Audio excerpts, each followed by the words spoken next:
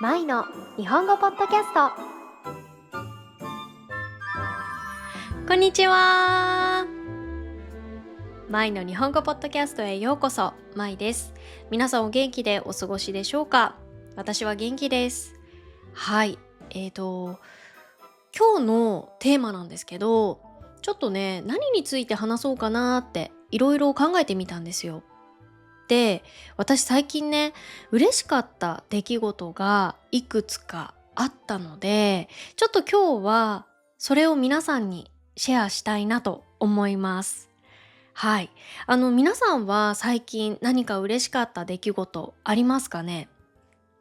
私、結構嬉しい出来事があると、その日一日ハッピーになるタイプなんですね。そう。で、例えば、あんまり今日は、あんまり気分が良くないなっていう、ちょっと機嫌が良くない日ってあるじゃないですか。そういう日でも、ちょっと嬉しいことがあると、私すぐ機嫌が良くなって、一日幸せな気持ちで過ごせる、そういうタイプなんですよ。うん、皆さんはどうですか？そう、私結構そういうところは、ちょっと単純かもしれない。うん。ということで、今日はね、そんな私が、最近あった嬉しかった出来事についてね、お話ししていきたいと思いますので、ぜひ最後まで聞いていただけると嬉しいです。そして、このマイの日本語ポッドキャストではメンバーシップもやっています。興味がある方はぜひ概要欄をチェックしてみてください。はい。じゃあ、まず最初の嬉しかった出来事は、えーついこの間ね、パンを焼いたんですけど、そのパンが過去最高に美味しかったっていうことです。そう。あの、実は私ね、パン作りが結構好きで、よく焼くんですよ。で、いろんな種類のパンを焼くんですけど、その中でも塩パンが好きなので、塩パンよく焼くんですね。そうで、ついこの間焼いたパンがまさにその塩パンなんですけど、もうね、本当に美味しく焼けたんですよ。あれ、これ、お店で売れるんじゃない？っていうくらい、もう自分で言っちゃうんですけど、そう、でもそれくらいほんとに美味しかったの。うん、もうサクッとして、で、中はふわっとして、で、バターの香りがもうジュワーって広がるみたいなね、そんなパンだったんですよ。うん。で、私がなんでパン作りを始めたかっていう、きっかけについてなんですけど、パン作りは2年前から始めたんですね。で、それまでは私パン作りって1回もしたことがなかったんですよ。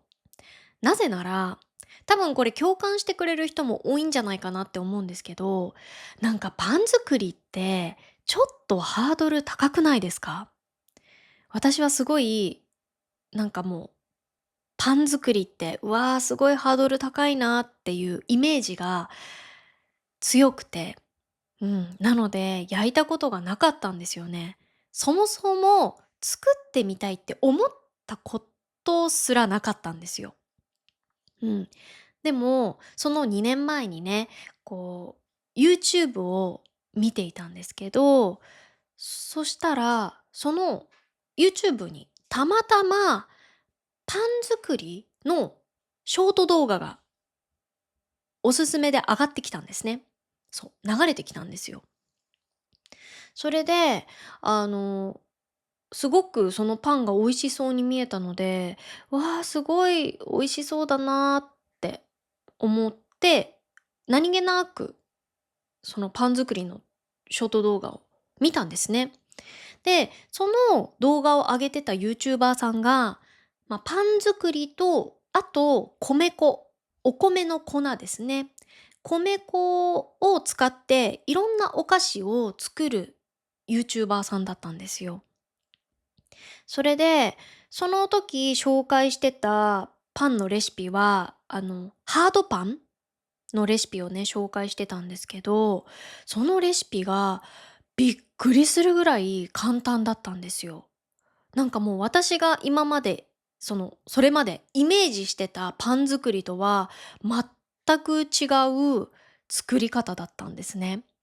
まず、その、あの、パン生地パンって、こうパン生地をよーくこねないといけないことが多いじゃないですか。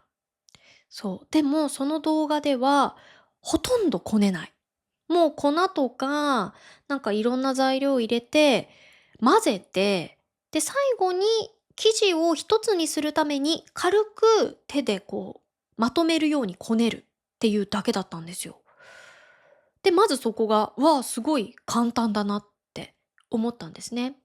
で、パン作りでもう一つ大変だなって思うのが、発酵しなきゃいけないっていうこと。うん。なんかこう発酵機能で40度で20分発酵、それを2回やってくださいみたいな、そういったレシピって結構パン作りでは多いじゃないですか。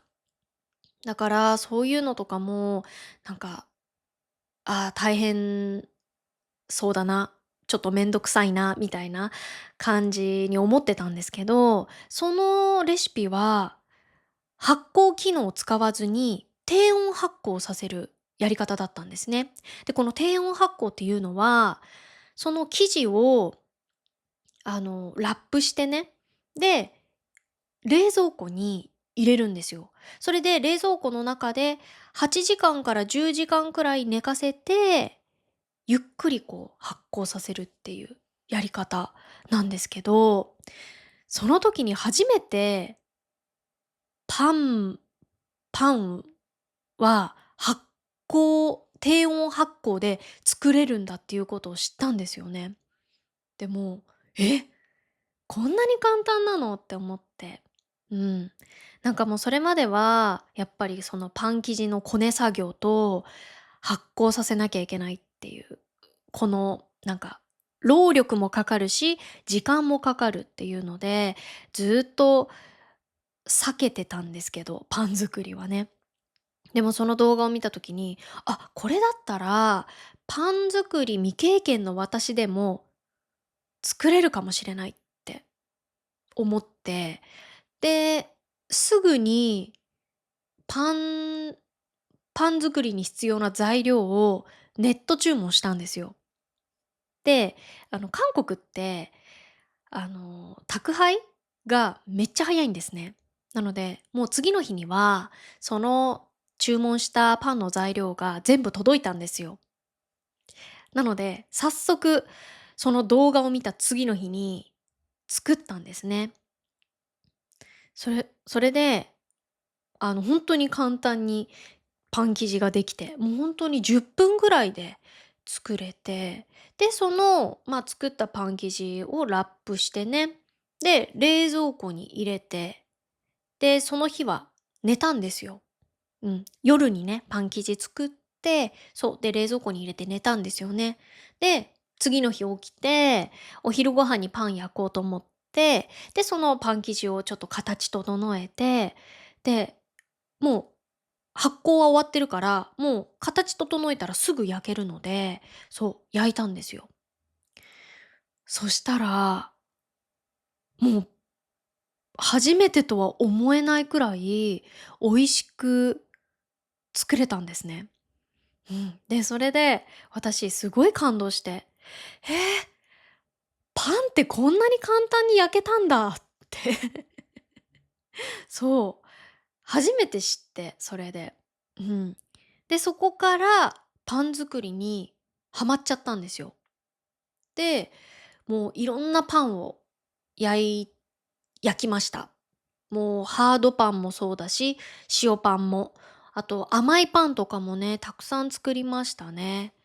で、全部そのユーチューバーさんのレシピで作ったんですけど、でも、もう全部のパンがとっても簡単に作れるんですけど、でもその中でもちょっと塩パンは難しいレシピなんですね。うん。で、塩パンは低温発酵じゃなくて、発酵機能で2回発酵させなきゃいけないので、そう、ちょっと他のパンよりは手間がかかるんですけど、でも、それでもね、すごいパン生地とかはすぐできるので、簡単なので、そうそうそう。まあ、塩パンも作ってみたんですね。でも、初めて塩パンを作った時は、なんかね、なんて言ったらいいんだろう。美味しいんだけど、美味しいんですよ。美味しいんだけど、何かちょっと、まだちょっと練習が足りないなみたいな。うん。なんか、しっかり外側がサクッとしない。あとは、中の、こう、塩パンをこう割った時に、バター入れるじゃないですか、中に。で、そのバターの部分が空洞になると、成功なんですけど、その空洞があんまりできない。ちょっとなんかこう、ギュッてパン生地が詰まってる感じがあって、そう。で、これはちょっと練習が必要だなと思って、そこからね、うん、2年間かけて何回も何回も塩パンチャレンジしました。で、普通のね、塩パン作ってみたり、あとはチョコ味の塩パン作ってみたり、あと、明太マヨネーズの塩パンも作りましたね。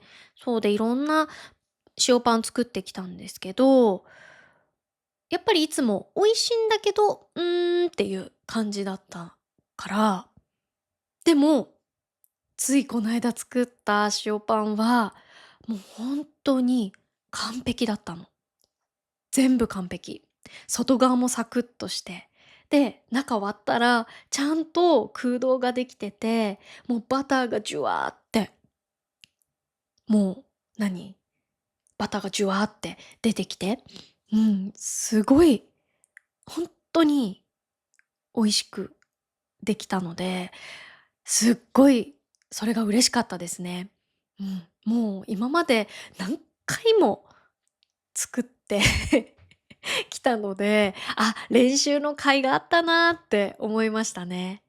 そう。で、旦那さんも、もう、いつもね、パンを焼くと、本当に美味しい美味しいって食べてくれるんですよ。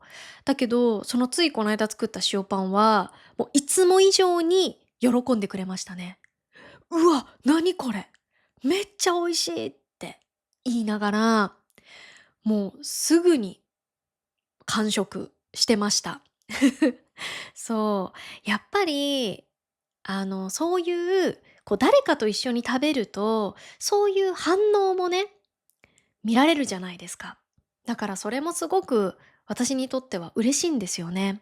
うん。もちろん、自分で作って一人で食べるっていうのもすごく美味しいし、いいんですけど、でもやっぱり誰かと食べるっていうのはもっと嬉しい気持ちになりますね、私は。うん。で、旦那さんはいつも美味しい美味しいって食べてくれるので、なんかそういう、なんか喜んでる姿を見ると、また作ってあげたいなって、そういう気持ちになるんですよ。そう。で、この間ね、塩パン大成功した塩パンも、もうほんとに美味しい美味しいって食べてくれたので、また作らなきゃって、旦那さんのためにも作らなきゃって思いましたね。でも、ちょっとかわいそうだなって思うのが、なんか作りたいパンがあるとするじゃないですか。で、それを作って、で、なんか、もっと上手に作れるようになりたいなって思うと、私、そのパンばっかり焼いちゃうんですよ。そう、もう1週間に何回もそのパン焼いちゃうんですね。もう上手になりたいから。そう、なので、旦那さんはいつもその練習に付き合わされてるので、もう1週間に何回もその同じパンを食べなきゃいけないっていう。ちょっとそれはかわいそうだなって思うんですけど、でもね、これも上手に焼けるようになるための練習なのでね、うん、これからも、旦那さんにもその練習に付き合ってもらいたいなって思いますね。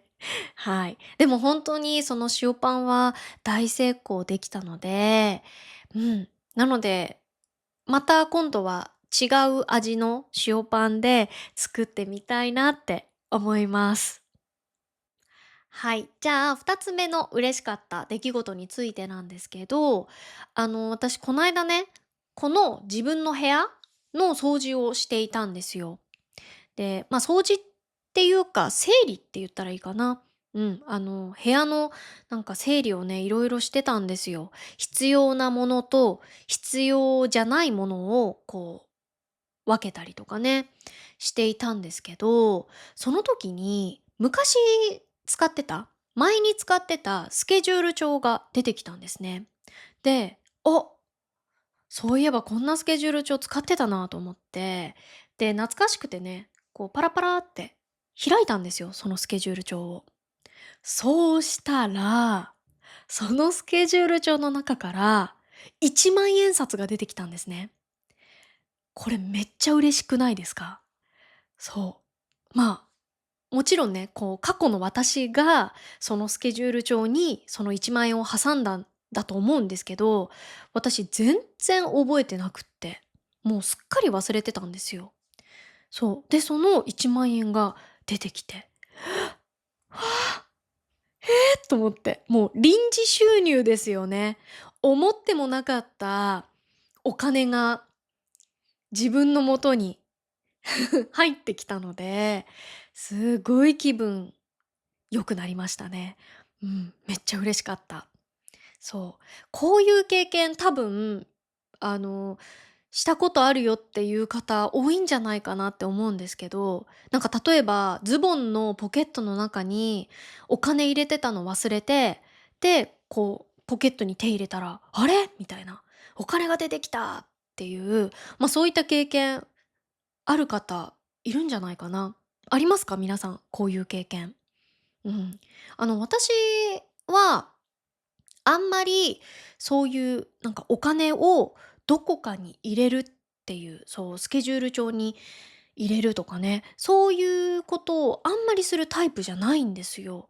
だから、なんでスケジュール帳に1万円札を挟んだのか、ちょっと自分でも不思議なんですけど、うん、なんかお金はいつもお財布の中にしまうタイプなので、そう。でも過去の私が何か理由があって、そのスケジュール帳に入れたんでしょうね。うん。もう過去の自分に、よくやったナイスって言いたいですね。そう。でも、それはね、日本円の1万円札なので、韓国ではね、使うことができないので、ちょっと、次、日本に帰ったらね、その1万円札で何か美味しいもの食べちゃおうかなって思ってます。そう。だから今から、楽しみですね。はい。そして3つ目の嬉しかったことは、私が大好きなユーチューバーさんに会えたことです。もう、これがここ最近で一番嬉しかったことですね。もう本当に幸せでした。うん。で、そのユーチューバーさんが、韓国語のポッドキャストを配信されているリリさんっていう、韓国の女性ユーチューバーさんです。はい。で、私、韓国語の勉強をしているのでね、いつもリリさんのポッドキャストを聞いているんですよ。で、本当に私、もうめっちゃファンで。うん。もう彼女のポッドキャストが大好きでね、ずーっと聞いてるんですけど、その彼女にもう本当に実際に会うことができたので、もうすっごい、もう本当にもう何回も言っちゃうんですけど、もう本当に嬉しかったんですよ。そう。で、そのリリさんのポッドキャストは、私2年前ぐらいから聞いているんですけど、そう、その2年前は、私、韓国語の聞き取りが、もうほんと全然できなくて、もう全然聞き取れなかったんですよ。それで、ちょっと聞き取リスニング力を伸ばしたいなと思って、で、どうしようっていろいろ考えた時に、ポッドキャストを聞くとすごくいいよっていうのを聞いたのでね。なので、その時に、韓国語のポッドキャストを聞こうって思って、そう。で、YouTube でいろいろあの、探したんですよ。韓国語のポッドキャストをね。それで、いろんな人のポッドキャストを聞いてみたんですけど、ディリさんのポッドキャストが一番自分に合ってるなって、もう本当にすごくいいポッドキャストだなって思ったので、もうそこからずーっと、もうディリさんしか、うん、聞かないですね、もう。そうそう。で、ずっとね、そのディディさんを聞いてきて、で、最初はやっぱり聞き取りが全然できなかったので、ディディさんが何のテーマについて話しているのかっていうのも、こう、声だけじゃ全然理解できなかったんですよ。でも、ディディさんは日本語字幕とかもつけてくださってるので、そのね、日本語字幕を読みながら聞いてました。で、そのね、内容が本当に面白くって、そう、なんか韓国語は何言ってるかわからないんだけど、すごく楽しく聞けたんですよ。で、もう本当に聞き取れなくても、とにかく毎日毎日聞きました。ずーっと。そう。そしたら、なんか、ある日突然ね、あれ私、ディディさんが話してる内容、ほとんど聞き取れてるじゃんっていうことに気づいたんですよ。うん。で、もうずーっと聞いてたら、いつからかもう日本語字幕見なくても理解できるようになって。そう。なので、もう今では家事をしながら、なんか食器洗ってる時とか、あとは料理作ってる時とかに、もう音だけ、聞いて、そう、いつもね、ディディさんのポッドキャスト聞いてますね。そう、だから本当に、ポッドキャストってずっと聞いてると、効果があるんだなって、私自身すごく実感したんですよ。だから本当に今、私がね、韓国語のリスニングが伸びたのも、本当にディディさんのおかげって言っても過言ではないくらい、もうディディさんのおかげなんですよ。うん。ね、そんなね、ずーっと憧れて、大好きなユーチューバーさんに会えたので、そう、会った日はね、結構緊張しましたね。どうしよう、何話そうって。そう。だけど、実際会ったらね、本当にすごい気さくにたくさん話しかけてくださって、もういつも私が YouTube で見てるディディさんのままでしたね。本当に気さくで優しい方。で、やっぱりディディさん、性格いい人だったんだなって、そう、会って、実感しましたね。うん。でも、やっぱり実物で見ると違いますね。実物の方が動画よりも綺麗。すごく綺麗。そう。しかも肌がもうめっちゃツルツルなんですよ。もうびっくりした。こんなに、こんなに肌綺麗なのって。もう、すごい綺麗だなと思って、その肌もね、見とれちゃいましたね。そう。で、なんで今回会えることになったかっていうと、あの今回会う前にね、4月に、ディディさん、ミートアップをやったんですよ。で、そのミートアップをやりますっていうお知らせを、YouTube のコミュニティに上げてらっしゃったんですけど、あの、それを見て私絶対に行きたいって思ってね。で、ディディさんに直接 DM をしたんですよ。あの、ぜひミートアップに参加したいですって。そしたら、わざわざディディさんが返信してくださって、ありがとうございます。ぜひお待ちしていますので、ミートアップ、ご参加くださいって。うん。で、あの、参加するつもりでいたんですけど、その時私日本に一時帰国していたんですね。で、ディディさんのミートアップがある日の2日前くらいに韓国に戻る予定だったんですよ。だけど、ちょっと帰れなくなってしまって、日本滞在をちょっと延長することにしたんですね。うん。それで結局、そのディディさんのミートアップに行くことができなくって、そうで、行きたかったな、残念だなって。うん。でもまあ次、ディディさんがまたミートアップした時には絶対参加しようって思ってたんですね。そう。